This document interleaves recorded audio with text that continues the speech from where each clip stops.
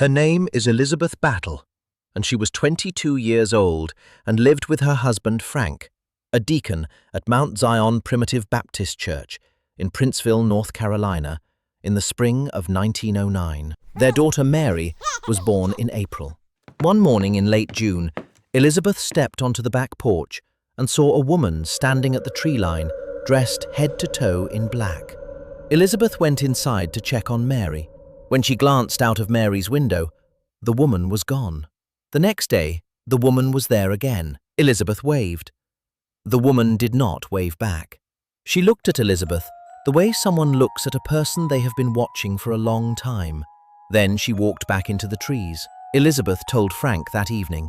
Frank said, the mind plays tricks on a body that has not fully healed, that she should pray on it and get some rest. She told her sister Sarah the next morning. Sarah brought her to the back porch to look. The tree line was empty. Elizabeth said nothing. One morning, she took Mary outside to get some air. Mary had been crying all morning, and nothing would settle her. Finally, outside, Mary stopped crying. Elizabeth looked up toward the tree line.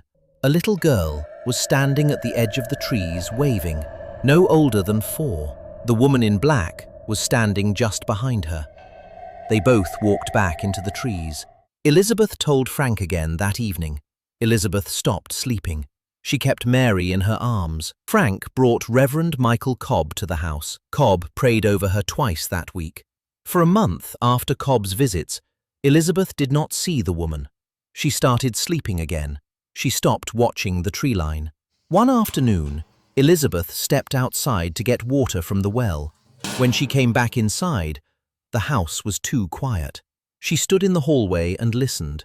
Then she pushed open the door to Mary's room.